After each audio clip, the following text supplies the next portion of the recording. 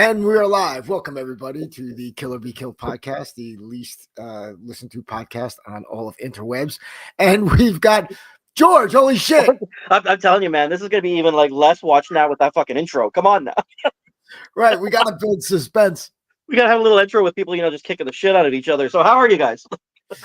Oh, man. Busy. Just had SHOT Show. Yeah. Went well. We're sifting through all the leads and going through them. I think we had about a couple hundred people come in the booth, and a lot of people love the product. We had a lot of positive feedback, and we'll see. There's some opportunities in there. Definitely setting up some small mom and pops, some ranges, things like that. And what we're doing with that is where they can get we kind of up their discount just on a small buy-in for like 4 pieces at like 20 off. And then they can sign up as an affiliate. So, when they're demonstrating the product, then they can go on, they can just go and through their link and we'll drop ship it for them and pay them a commission on the sale. So nice. So it's cool. Then a couple departments, a lot of,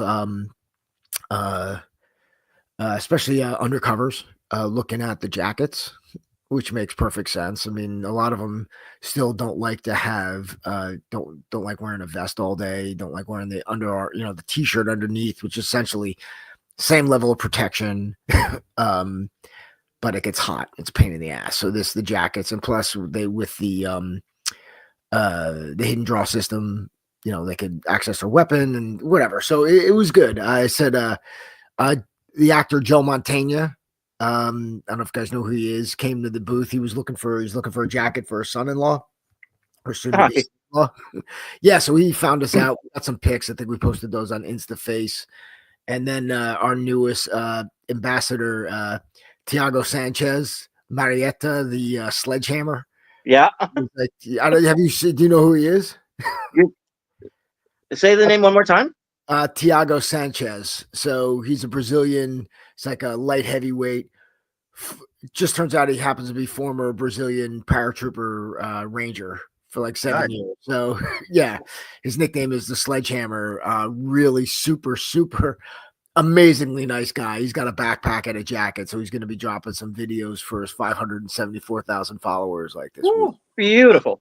Yeah. So he was, again, really, really, really super nice guy. Most badasses are, by the way. When you meet them, like, dude, honestly, it's like you're either like working out and working through your problems, or you just don't want to, you're not. He's just again very generous, very nice guy. And so that was that. I mean, look, it was a busy few days. We had a lot of fun, and yeah, we'll see. Now we're working. Oh, so I wanted to share this with everybody. I'm not going to say almost got scammed today, but I was like, it took way too much energy, and I want to share this with everybody because, it's like, sometimes, like, look, like when you're off, like, again, like with like judo, like if you're off balance, like you can be thrown, right? I'm thinking about SHOT Show, thinking about raising capital for the business. I'm thinking about all the shit, the new advertising company we're working with, we're getting that going. I'm thinking about all the crap that's going through my head, right, to get these things rolling, because we've had like, the last couple, like few months have been like really transition for us. So anyway, I get a call on my voicemail from our county sheriff's department, right? So I don't think anything of it. They're saying I missed federal jury duty. Can I please call them back? It's very important. So I'm like, okay, I don't remember getting a notice. I don't remember getting served. I don't remember getting anything. So, federal level. I mean, I've had stuff for local, which I've dealt with. Again, being a volunteer, being a firefighter, you're exempt from certain things. So all I really have to do is like demonstrate that, and it's done. So I've always kept up on this type of stuff. So I was a little shocked that they said I was supposed to be there on January 24th, which actually, I'm out of town. So finally, I call them, and it's a very official sounding voicemail with prompts, but nobody answers. So I left a message, right? Wait, so you called the number they left and you didn't just call the Google number? Correct, of course. Again, this is where it's at. I'm like off balance, right? Yeah. So I'm figuring, okay, maybe it's a direct line to whatever these guys' department, whatever. So I just do it because I'm thinking, okay, this is going to be like a 5-minute conversation. All right, put my name back on the list and whatever. So so there's also an email on there. So I email that and that gets kicked back a couple times. So that's kind of a red flag. But I'm like, all right, no problem. So I finally get a call. Yeah, so yes, of course. So I finally get a call back from a Sergeant Scott Smith. And he starts talking to me about how I signed for something in December. I'm like, of course I don't remember this. I'm like, I really don't remember signing for anything in the recent months. So I'm like, but maybe not. What the hell do I know, right? So he starts going through this and he goes, well, you need to come down to the courthouse. And now this is kind of like in Hackensack, which is where the sheriff's department is. So the sheriff would definitely serve a warrant, but for anything federal in New Jersey, it's Newark, Camden, or Trenton. Mhm. So I'm like, if I had to do anything, most likely I would have to go to Newark. So I was like, the courthouse. I'm like, in Hackensack? He's like, yes, come down here. I go, well, where am I going there? And what do I have to do? He's like, well, you have to bring down proof of signature. So 2 forms of identification. So we can do a signature analysis. As now I'm like, a what? So I'm like, so wait a second. What is it? Well, if you don't come down now, we're going to send a warrant out for you. He goes, but it's $150,000, but you could, post bond for like 15,000. I start laughing. Nice. And I'm like, what? I go, dude, I don't have $15,000. He's like, well, you could plead hardship. I go, okay. I go, what does that look like? And he goes, well, we'll go with what you can. Basically, he's trying to like get a number that I would agree to. So I'm like, okay. I go, I'm going to call my lawyer and I'll call you back. He's like, well, you can't get off the phone. I'm like, what do you mean I can't get off the phone? What? He goes, as soon as you hang up, we're coming to get you, kind of shit. So I'm like, all right, fine. And I'm like, here. And meanwhile, I'm calling my buddy up on my other fucking line because I'm like, dude, what is this? So finally Angela's talking to him and he's like starting to like haggle with her about how much money. And I'm like, and then finally he hangs up the phone. Right. So it's over. But I kept asking him over and over again, I go, can you explain this to me again, the process by which this is happening without an actual judgment? I'm like, I could be held in contempt. Like if you blow off jury duty, like you could probably be held in contempt. But the only time they're assessing fines is if you're like habitually blowing it off. So I'm like, there's like a whole process in the judicial system, for all of this shit. And it's not a fine pay by credit card now. But it was like when I'm going through this shit, I'm like, it just was like one of those days where I'm like, preoccupied. And I'm like, oh, let me just talk to this idiot and just get this over with. But then as we're going through, I'm like, repeat that again, repeat that again, repeat that again. Hey, Clayton's just checking in. Hey, Clayton, glad to have you, brother. So yeah, so that was today, and that was my minimal excitement of start telling me I'm like I've got to start doing jail time because I missed the jury fucking thing. So yeah. Shit. So yeah, I'm like on any given day. So George, you're teaching at the Yes, I've grabbed a client that I've been working on, local police force. I've been working on for quite a few months, going back and forth with these guys, and we started with a 10-session package, and it looks like we're going to be bumping that up, plus doing more groups within them. So yeah, it's been good. They're liking what I'm showing. They're liking the system. It's interesting because again, a lot of their training kind of stems from like jujitsu as well. So Right. Now that I've been taking a little bit, I kind of understand what the fuck they're trying to say to me. Right, of course. And we're able to kind of really look at it. And yeah, it's I'm gonna have a lot more details coming in the next little bit on it, but like I said, it's something that was in the works for quite a bit of time. It usually, these things usually are. That's what Yeah. people have to realize. I mean, it's not like they just come up and like they've got a, like I've got a school, local school around here that wants to like start training their teachers and have them get certified in self-defense so they can teach the students. But again, that's like a 3-4 month process. But I got to tell you, the first night that I go there was actually would have been last Thursday night, right, to do that, to do the session with them. And there was fucking like 4 of them were women. And I mean, Jesus Christ, if they were like taller than 4'11", I'd be shocked. Right. And I mean, I'm just thinking to myself, holy fuck, what are you gonna do, right? And even some of the guys, there were 2 guys there that were like massive, but couldn't fight their fucking way out of a wet paper bag. It was just, it was unbelievable, just getting in and really talking to them about what they've got going on and what they feel they lack. And now there's such a greater push for training outside of the academy because they know that the shit they're getting in is just fucking useless, right? Yeah, and it's also, part of the discovery is to understand like what you can and can't do. Yes. So I think, what happens is with a lot of this shit is that they get it, especially cops, get in over their head. They've been taught, well, okay, well, this will work. And then they've got, partners that are compliant. It's basically, what they're doing in the academy. Sometimes, it varies. Sometimes they mix it up a little bit. It depends on where you are. But sometimes they don't. And sometimes they're given a false sense of security. And then they'll wind up, again, trying to impose their will over somebody. And then they realize real quickly that, oh, this sucks. And so they should understand, right? Like, okay, I'm not even fucking around. I'm calling for backup. This is happening immediately. I'm waiting, and I'm just going to use my verbal judo skills to kind of keep you, at bay and just kind of keep you around.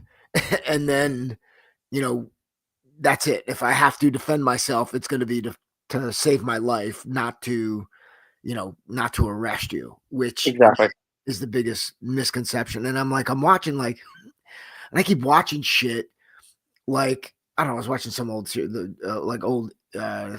of like The Rookie, where you're watching like 110-pound woman like beat up some fucking jack drug dealer.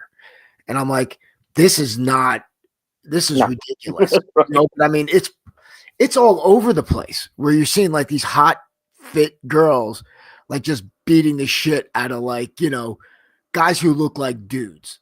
Yeah. Like real guys. And I'm like, guys, this is not fucking happening. Not without a weapon in your hand, not without, I'm like, holy shit. But it's the other thing too, like it's one thing if they're just big, right? But it's always like supposedly like some tough gangster criminal who like does this for a living, and yet this tiny person just comes in and like rocks their world. And I'm like, I know. Right. And she spent 6 weeks in the academy, right? And like 3, maybe spent like 12 hours doing, defensive tactics. And yeah, now she's fucking dealing with this guy who's like former boxer, and like, and don't forget that's like 12 hours in like her whole life, right? Because she hadn't done anything before. It's like, holy shit. Yeah. So Clayton brings up a point, and this is what I think it's, they talk about is like, we have a problem here too. Training at the academy has to be citizen friendly or non-violent, which leads to unprepared officers. Yeah. The fact is, it's like what you generally get at the academy is liability based, not effectiveness or practicality based. So, you have a curriculum that is written by the same people who watch those same shows, and they watch, they go to the martial arts seminars and they see their, what's being demoed there, and without any real, experience with violence, they dictate the policy. And then you've got your training officer who usually knows their shit, who has been out in the fucking world, if you're lucky. And, they're going to teach you, what to do and how to write the report. But the problem is, a lot of people obviously don't continue their training. I would say like well over 99%. Yep.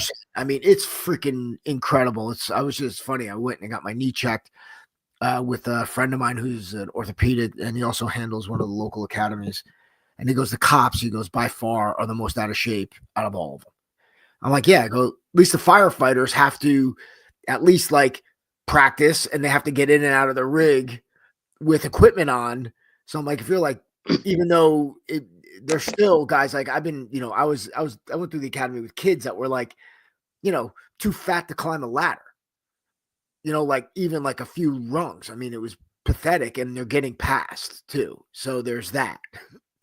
But I'm like, if you're not physical fit and confident, all of a sudden, all that shit hanging on your gun belt is all you fucking care about.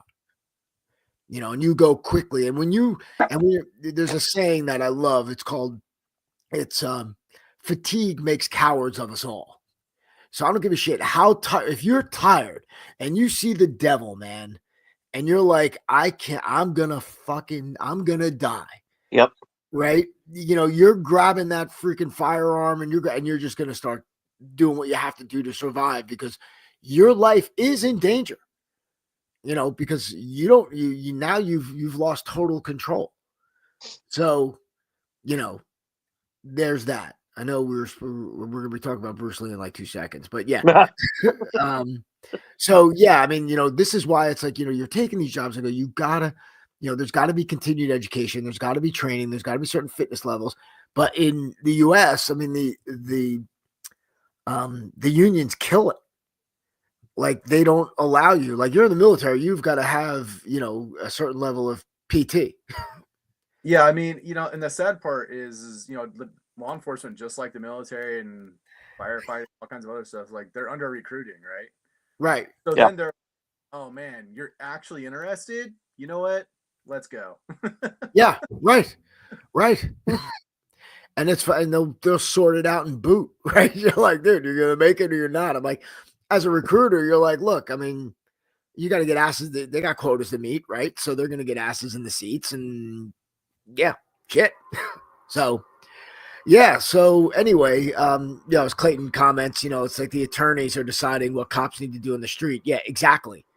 That is the problem, because they're looking at what they can defend in court. And here's the thing, and this is what we always tell guys that we're training, and we always tell guys that, look, it's easier to pay your death benefit than it is to defend you in court.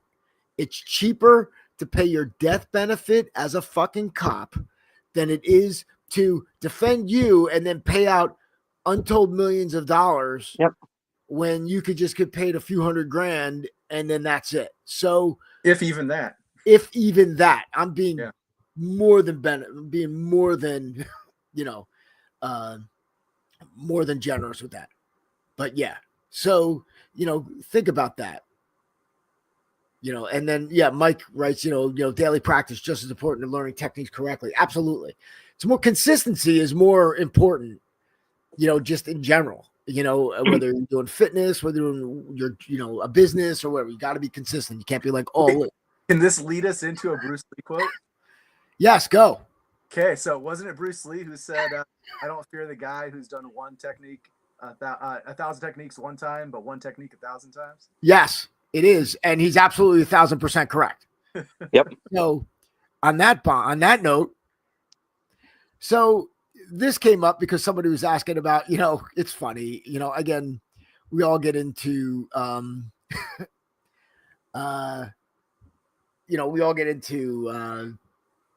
especially when it comes to Bruce Lee. I mean, people my age, I don't know about you guys, but he was probably one of the main reasons I even started looking at martial arts as a kid, right? I'm like, Bruce Lee's cool. He's an icon. I agree with a lot of the things he says, right? It's just that, now it's become, somewhat of a, he's this mythological creature with superhuman powers. And I think that, the old, Mike's like, how do you know if you do a good kick? Yeah, practice it 10,000 times. Exactly.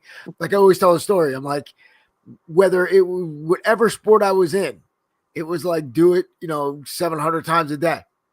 And it's like, you'll figure it out, because again, I'd rather, if you do one technique thousands and thousands of times, you will figure out how to apply that technique to a wide variety of situations, and there's less things you got to freaking consider and pick. And with the Hicks law, like if you have more than 3 choices, your reaction time drops dramatically. So So, hey, Damian, wasn't there a famous judoka who like only did like leg sweeps or whatever? And that, and like it didn't matter if like you tried to block it or whatever, you just break your leg. Oh, that was there's 2 guys. Kimura was one. Kimura was the big one with Osotogari, and then there was also Yamashita, who was much later, who I actually got a chance to kind of work out with. He was a heavyweight. But yeah, like Judo Kimura, the one that fought Gracie, he was that guy. And yeah, and it was just, he'd fucking hit you with that outer reap and you would just get planted into the earth. So yeah, so get it. So we all know who Bruce Lee is. Again, guys, he's like an icon. I'm like, there's no doubt about it. He made martial arts cool. At the time, you think about what was, who, as far as acting and what you saw in film and the media, it's like you either got like, guys working a laundry, railroad, your valet, the restaurant, it's all very, we had Arnold on Happy Days, who, again, that wound up being Mr. Miyagi in the Karate Kid, same actor, Pat Morita.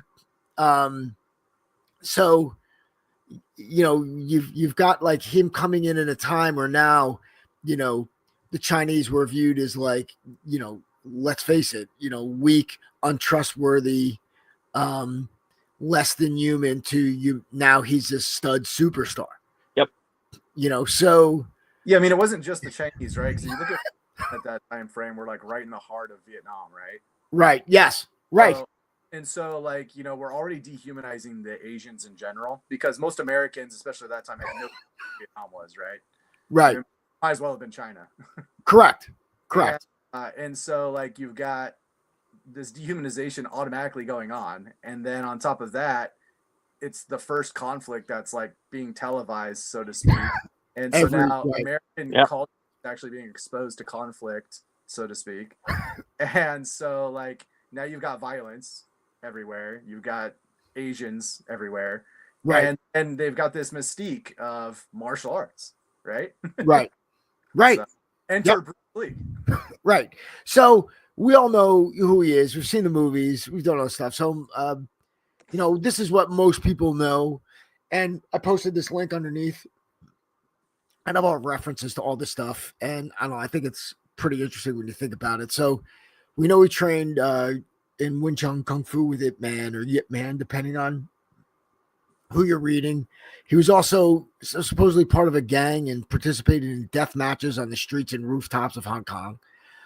Bruce later immigrated to the U.S., opened a school in San Francisco, and was ostracized by Chinese martial arts for teaching non-Chinese. He later had to defend his position by fighting a local Kung Fu legend and enforcer, Wan Jack Men, in a death match where obviously nobody died. After being seriously injured in that fight, according to the legend, he wrote his book, The Tao of Jeet Kune Do, while recovering from his injuries. His death to this day still remains a mystery, and many believe Chinese organized crime poisoned him and killed him. Okay, so let's just get into this. Like, most legends, there's a kernel of truth surrounded by exaggeration. I mean, obviously, it was a combination of, his good looks, his athleticism, his intelligence, and his talent that gave him such a huge impact. Again, timing is everything. Okay, the 60s and 70s were time for change, and Bruce was part of that change. He was kind of the perfect person with the right message at the right time. He should be rightfully remembered as a liberator and an innovator. But, what's the real story? Okay, so according to the articles we pulled up, he's only studied with Yip Man from the age of 13 to 18. All right, so that's 5 years.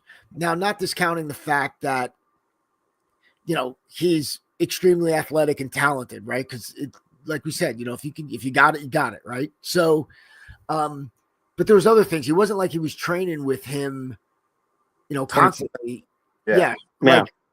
especially, and I liken this to even like, training with Carl, we train for like a few hours here and there, every couple weeks, every, month or so. And then that was it. So, it wasn't like, and I trained on my own anyway, and I was still training full time, in the dojo. So, I always had a place to kind of train.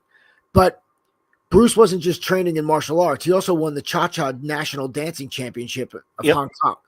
Okay. Oh, and he also appeared in almost 20 films as a child alone. So he was a child actor.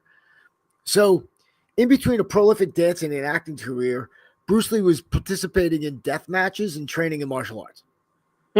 Right. So, once you start working out the timeline, again, there's what can you prove? It's like, okay, but what do we know? So we know how long he trained. We know what other things he accomplished during that time, which is dancing, not just dancing, freaking like, national champion, and acting. So even if he did like one movie a year, right? It's okay. It's 20 films. Right. 20 films over 5 years, like 4 films a year, which is it is a lot. Even if he started as an infant. Yeah.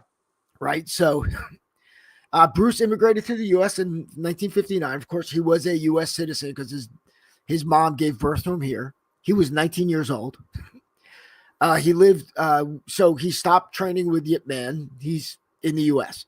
He lived with family and friends in Seattle, Washington, initially taking work up as a dance instructor. Okay, he finished high school in Edison, Washington. So he comes over as a 19-year-old senior, teaching dance and going to high school, which is a full-time job. In college, he started teaching Wing Chun to his fellow students, like a lot of guys that will open up a martial arts club and start teaching, right? I mean, it's nothing new. At 64, he got married and opened a martial arts school in Seattle. He later dropped out of school and moved to Oakland and then to San Francisco to teach martial arts and to pursue acting. So this brings us to the death match with Wong Jack Man. So can you just point out that it's awfully lucky that he didn't get drafted during that time if he was an American at that age at this time. Yeah. Right. Yeah. How did that not happen? I don't know, right? You don't know if he's on the roll, right? You don't know if, he has it. Well, if he's in college, he's got a student exemption. I mean, sure, kind of. Yeah. Yeah, but again, as soon as he dropped out of school, they would have probably given wouldn't they give the name to the draft board? Probably. Right? So I'm just saying it's surprising, that's all. Yeah. Yeah. And so the death match in the 60s, okay, according to the people of the time, he was just another young instructor trying to promote his new school. I mean, the establishment really didn't pay attention to him. And the fight had nothing to do with teaching non-Chinese Kung Fu secrets because he wasn't the first to teach non-Chinese in San Francisco. In fact, most of the instructors were already doing it. If you're in America, who are you going to teach? Exactly. Other than, you're thinking the population of Chinatown, right? But most, here's the thing. It's like the Chinese probably want nothing, really not too much to do with it, right? Like, I got whatever. I don't bother with that shit. It's only the Guaylo that get, infatuated with it. So even Wong Jack Man taught non-Chinese people, and as well as the people who really governed the Chinatown martial arts community for 30 years, Lao Bung and Tai Wang. So, that wasn't an issue. It was Bruce Lee and Wong Jack Man had little significance in the Chinese martial arts community, and their fight was basically a heated sparring session between two small school owners. It all started because Bruce loved to publicly bash martial arts. Sounds like someone else. So, in fact, Ed Parker's inaugural beach tournament in 1964, he delivered a scathing lecture that pissed off a lot of guys, including, such common techniques as the horse dance. And then this guy, Billy Scollin was like, he just got up there and started trashing people. This guy, Barney, was 18 at the time. Although Bruce showing at Long Branch is often painted in glossy terms, many of those in attendance collaborate with the polarizing nature of his demonstration, in which half the crowd perceived as brash and condescending. Of course, this is what else is new. This guy, Clarence Lee, who's an instructor, says guys were practically lining up to fight Bruce Lee after his performance in Long Branch, but Bruce didn't fight anybody. Okay, so why did he fight Wong Jack Man?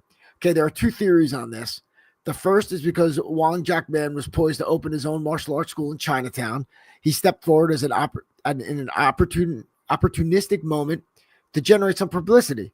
Local Tai Chi practitioner David Chin asserts that Wong was as much when he signed a challenge note to be delivered to Bruce. Yet a more popular theory professed by many sources is that Wong Jack Man was duped into fighting Bruce, especially the new kid on Bruce, essentially the new kid on the scene, goaded Wong into a schoolyard brawl without, grasping the stakes. Okay, so the fight happened at Wong Jack Man's school in front of about 10 people, lasted from 15 to 20 minutes, with both sides stopping after they got tired. I'm sure if someone posted the fight on YouTube today, they would be trashing the shit out of it. Now, Lee's martial arts career really ended when his acting career took off at 25. So think about it. He gets here, he's 19. They figure for a certain period of time, unspecified, at least a year, he's teaching dance. And then only when he went to college did he start teaching martial arts. And then he moved to San Francisco. And so you figure he dropped out of school. So maybe he's teaching martial arts for like 3 or 4 years.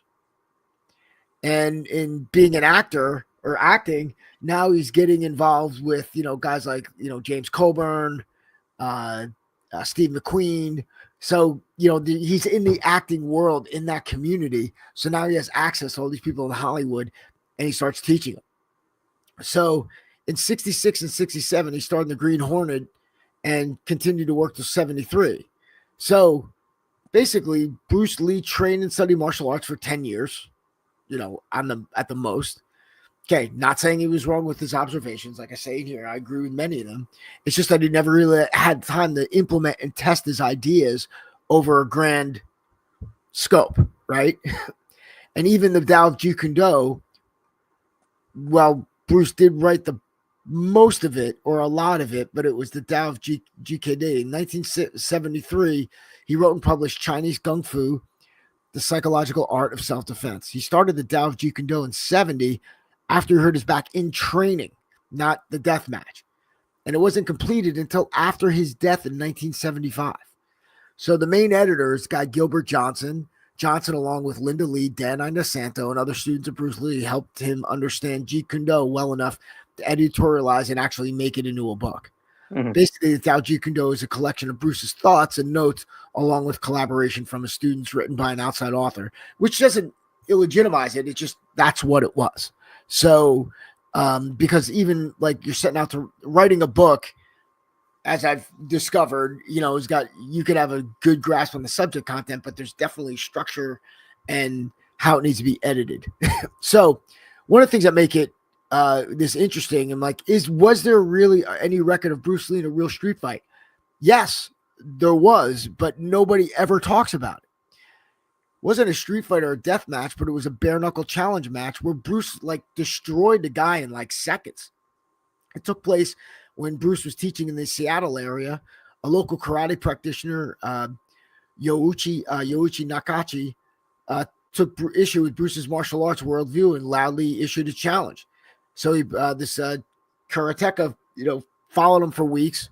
They finally fought at the YMCA in a handball court, supposedly to be 2 or 3 minute rounds, but it didn't go that long.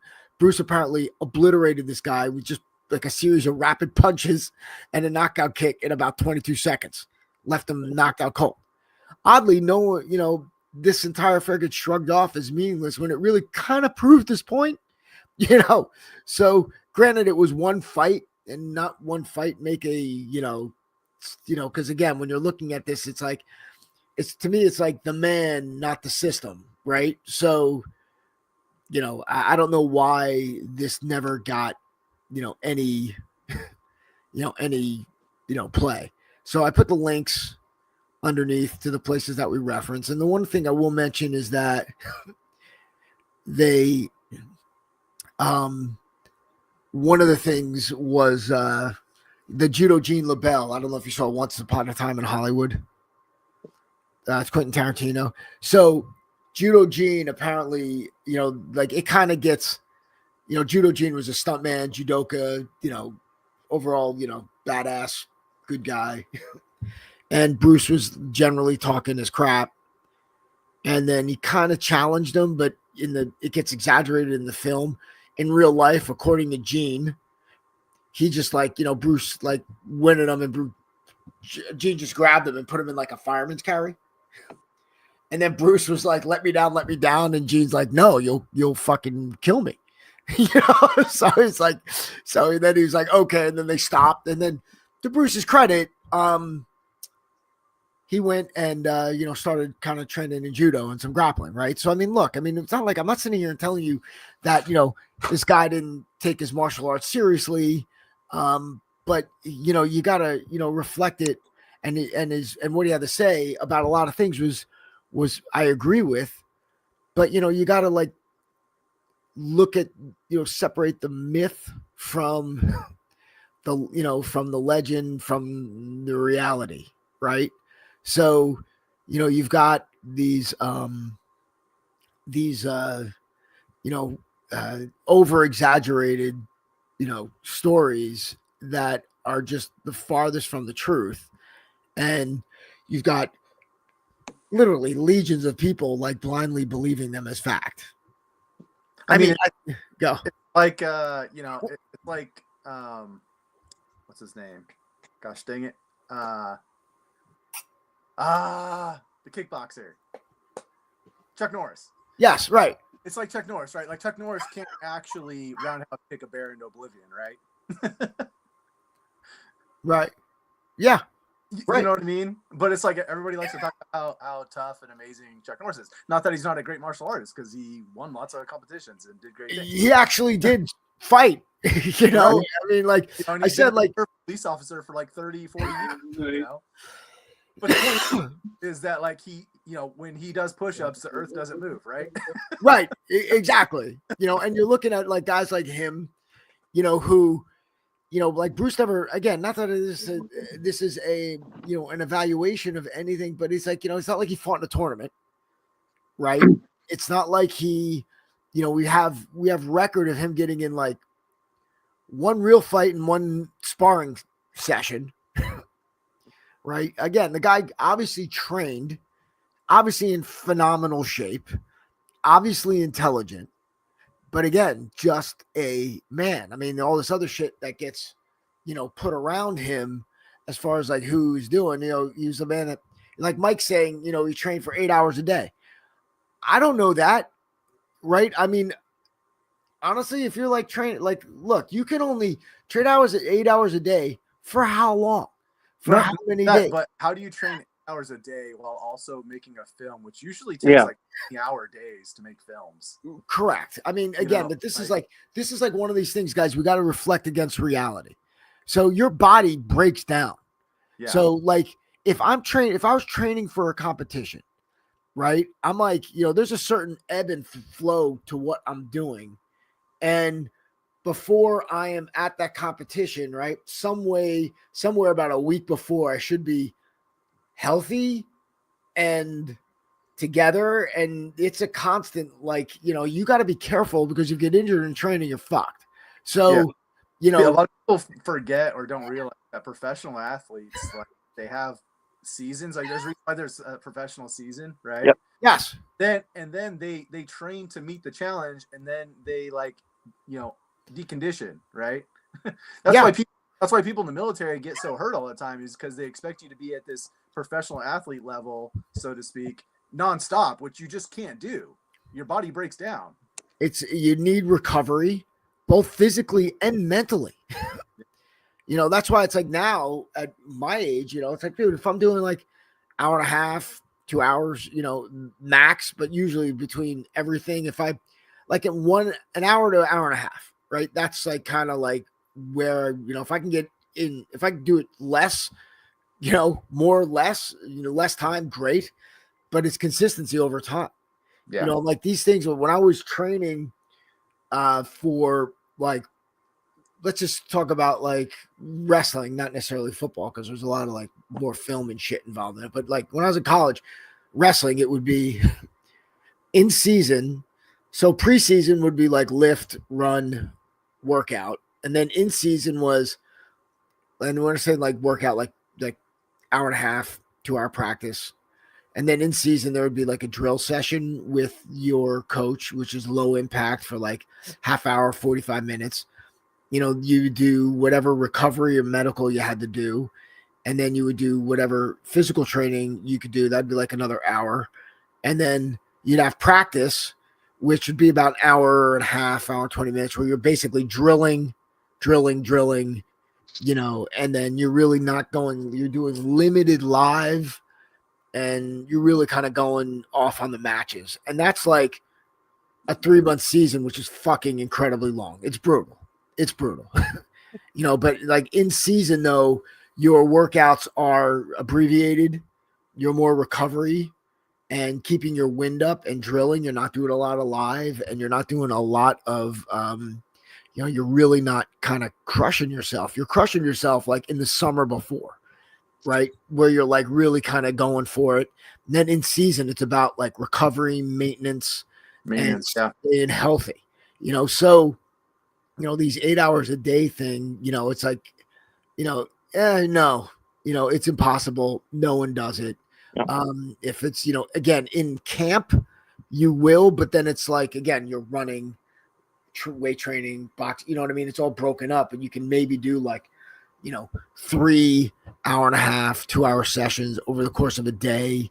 And then like, you're just fucking, recovering,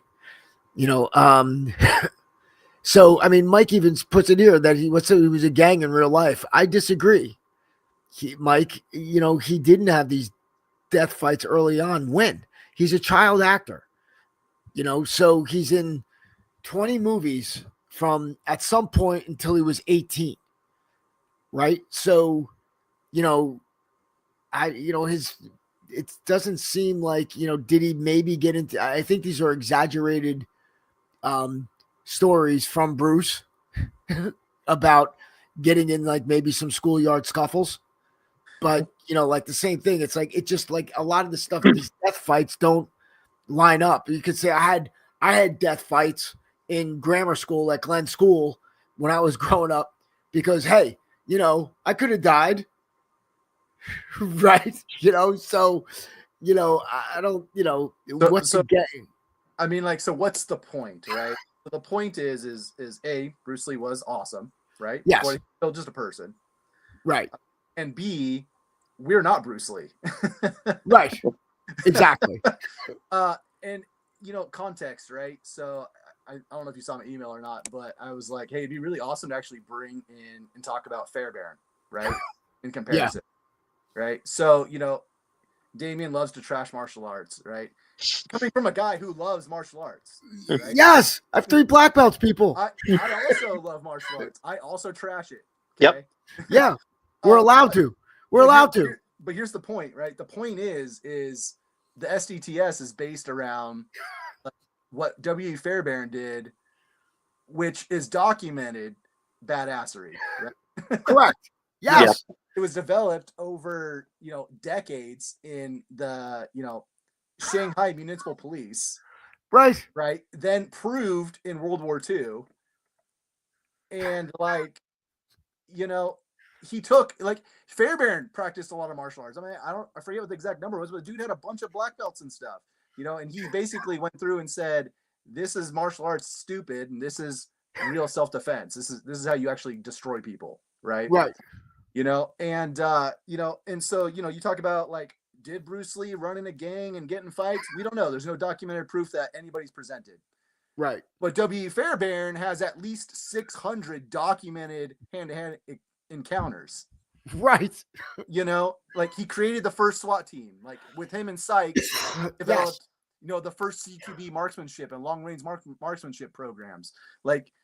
Why would you not want to trust that instead of saying, well, Bruce Lee could do it with martial arts?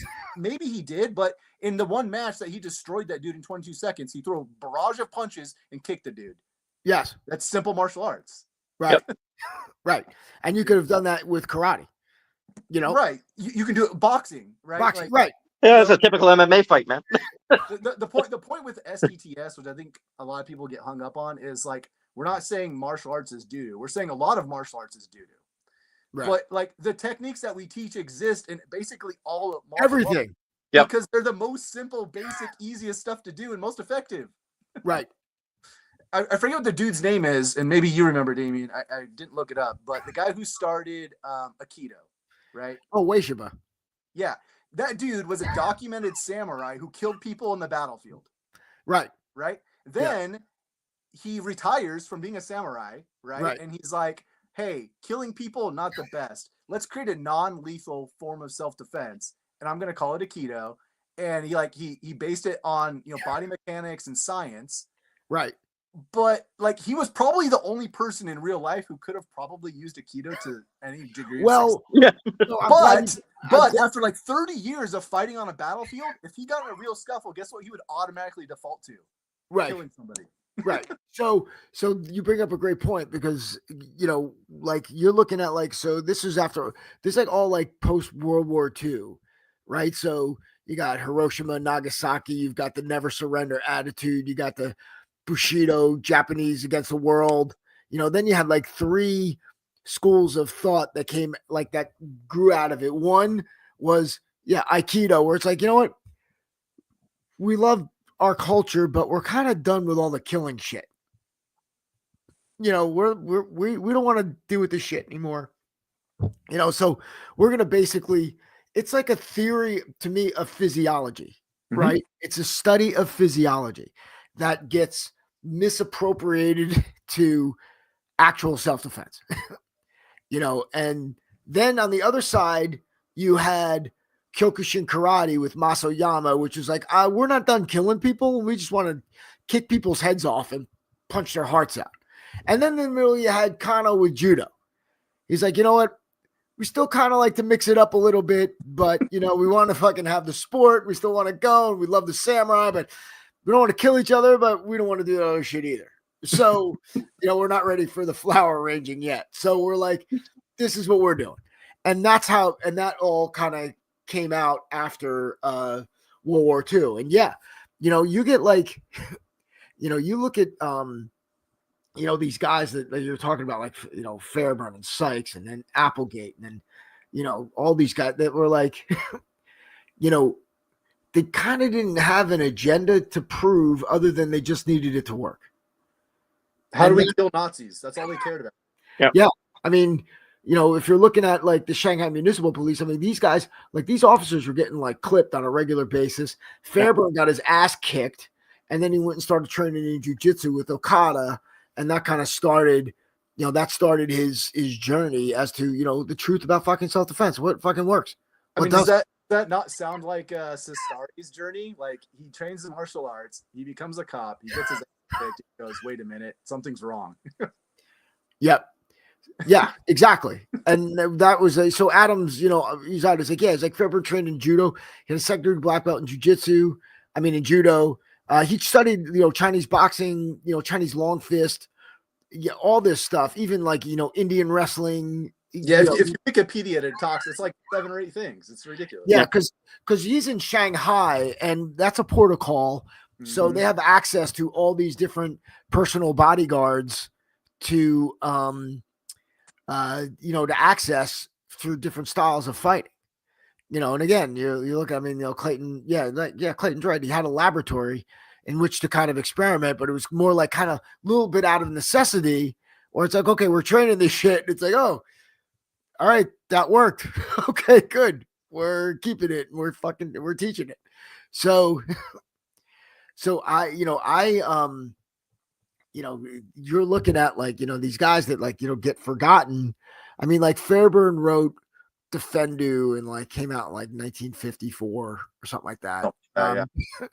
But again, like even that, it's way too much shit in it, way too much stuff. I think at the time too, you got to look at the context in which now he's like trying to sell a book. And then, you're looking at like, jujitsu was kind of like sexy then. Everyone was doing the wrist grabs, the throws, and judo. So there's a lot of that in there. but then later it comes out with Get Tough, which is basically like a pamphlet, which is like 5 techniques. And I'm like, yeah, I'm like, that's like really, what you're looking at, so, these guys, yeah, the book is like, in a perfect world, this is everything you would need to know, right? Including the box and this and stuff, because it's applicable to law enforcement and things like that, which post World War II, you had a lot of disgruntled veterans who were out starting biker gangs and stuff, like law enforcement mattered, then you get like the Get Tough, and it's like, oh yeah, but hey, by the way, this is like really it. Like, yeah, right. This is really all you need. The rest of the shit is like, it's all right. You could fuck around with that, but it's like, no, we got like edge of hand, short edge of hand, fucking chin jab, eye gouge, ear box, knee, side kick, front kick. Okay, next. And like, yeah, just keep, rinse and repeat. I just, these guys, I think they, we have a tendency to want to also like complicate things, because when we complicate things, that makes the harder they are to attain, the more real it, it's like, if it's too simple, it's too easy. It's too, that's it. Yeah. And that's kind of the point, so, and I think like with Bruce Lee, he's like, he was looking to simplify. And this is why the Tao Jeet Do kind of gets confusing, right? Because now it's also like, who knows if he continued to work on it for another 10 years, another 30 years, right? Right. Then what it would actually look like, where it's like, okay, take ground and just fucking keep hitting, keep attacking, so yeah. Okay. Like everyone's like Bruce Lee straight blast. I'm like, yeah, that's it. I mean, it's like, and it's seen it. Like I saw that in, kickboxing and Bondo and all, where you're just, driving and trying to run the guy over. I'm like, yeah, that's it. So these guys get, they get a little, again, overwhelmed with the shiny objects and the new little nuances of shit. And then add to it what you get when you're running a martial arts school, right? It's like, like we talked about before, you are adding to curriculum. You are creating. How do you keep people interested?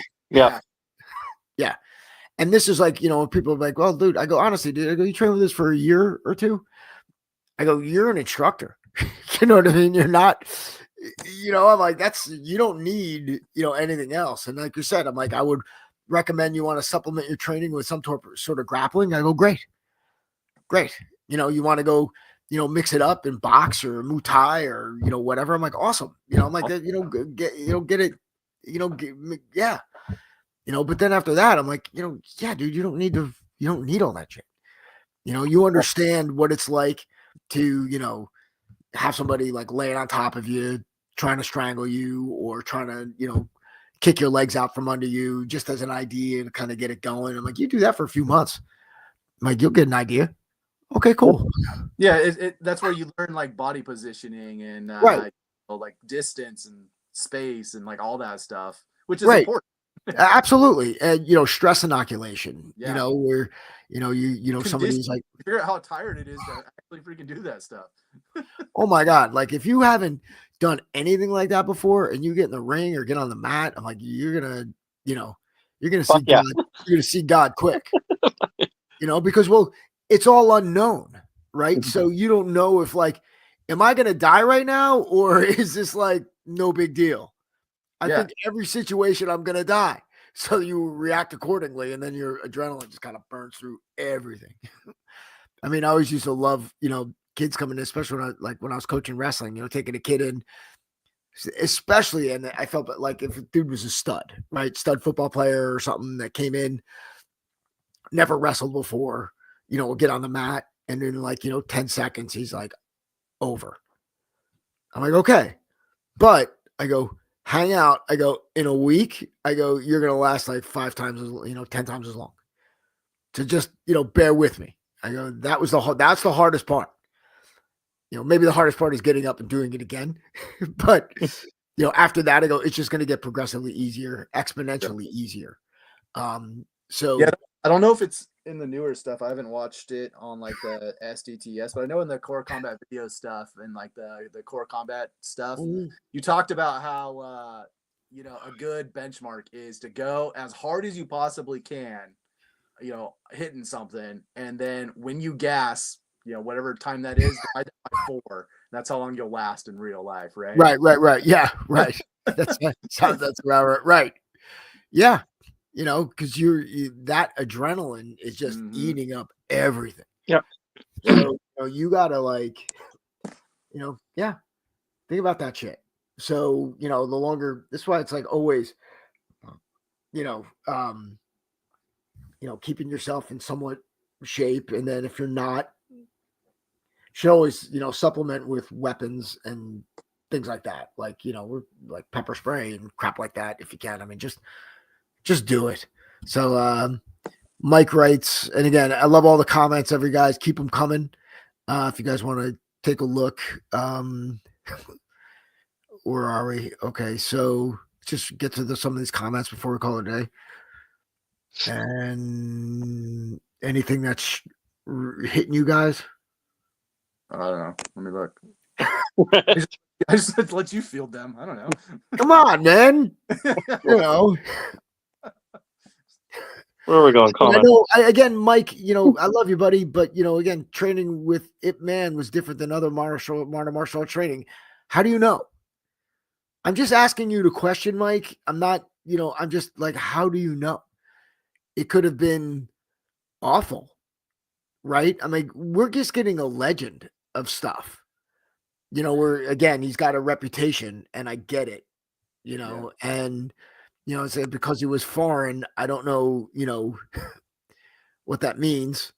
So Mike, to address the making him a founder of mixed martial arts, mixed martial arts comes in cycles. You go back to the early 1900s, you had catch wrestling. You had if you look at actual true like bare knuckle boxing, there's a lot of crap in there. Pancrase. Yeah. Ancient Greece, Spartans, they all did mixed martial arts. Cycles and cycles and cycles. You had Fairbairn, you had Biddle, you had all those guys in World War II, all about quote unquote mixed martial arts because they knew just not one thing usually worked. So was Bruce Lee a founder of mixed martial arts? I would say no, because it was like the next generation, right? So he was maybe a founder for his generation, right? And then it went out of style. And then we had a new founding of the next generation, right? Our generation. Now it's again. So, I mean, they had you got to look at even in the modern day. You had Pride. You mentioned catch wrestling. You had shoot fighting. This was all going on, and you've got. I think the Gracies were genius in that martial arts at the time in the U.S. was grossly over exaggerated for how effective it was, because there really there was it wasn't like you could sit there and like the only way to truly test it was to go out and actually get in a fucking street fight. Right. Yeah. And that could be a right cross and it's over. So, and whoever attacks first wins usually. Yep. So, you're like, you're dealing with that, but I knew from a wrestling perspective how ineffective things were, because anytime you'd be messing around in like Taekwondo school in class and somebody would spar off, all of a sudden double leg, I could take them down and just get on top of somebody and they're fucking useless. And they're useless. So, kind of knew that was happening, but never really thought about it until we saw it. And then you're like, oh yeah, that makes sense. And then, I give everyone who entered those first handful of, UFCs like credit, because one, they were going in and they were ready to, I think part of them was ready to die. Mm-hmm. You would fight how many you just keep going until you won. We're talking like and they underestimated the reality of actually smashing somebody in the head with your fist and breaking your hand, because they were doing like 3 or 4 fights a night, which is insane. Yeah, it's crazy. But again, even you know, the Gracies knew they were doing all edge of hand, heel of hand stuff. They were not punching at all, right? So, and you know, they picked. It's funny because they were talking about Hoist. They picked Hoist because he was the nicest one out of the kind of the brothers, and they knew like Hickson was pretty much of an animal. But yeah, so if you want to put it that way, but you know, they wound up you know, just exposing. But again, it wasn't an uneducated thing. If you look at, they have a series of videos that came out before that in the 80s where they went around to various schools, and I've got pictures of Carl training with them down in Central Jersey, you know, where they went around and they literally like would go and work out and hold seminars and like test what was out there. You know, the only places they got jammed up were pretty much wrestling, and the wrestlers would just pin them. It's not like they had any submissions. So it was like, you know, watching, you know, Hoist get held in a cradle for like 20 minutes, and they're like, all right, what are we doing here? Right. So, you know, it was ridiculous. But, you know, other than that, they knew what was out there too. And then once you start getting the judo fighters coming in, and then the wrestlers, and then the landscape started changing, right? So then it was over. The problem they had is they were able to, they brought the, they said they brought the elephants over the mountain, but then couldn't really capitalize on it. You know, they really didn't know what to do once they got it over there, right? They're like, oh, we're just going to open up schools and do that. And sure, they, you know, are successful in that regard. But yeah, it's, now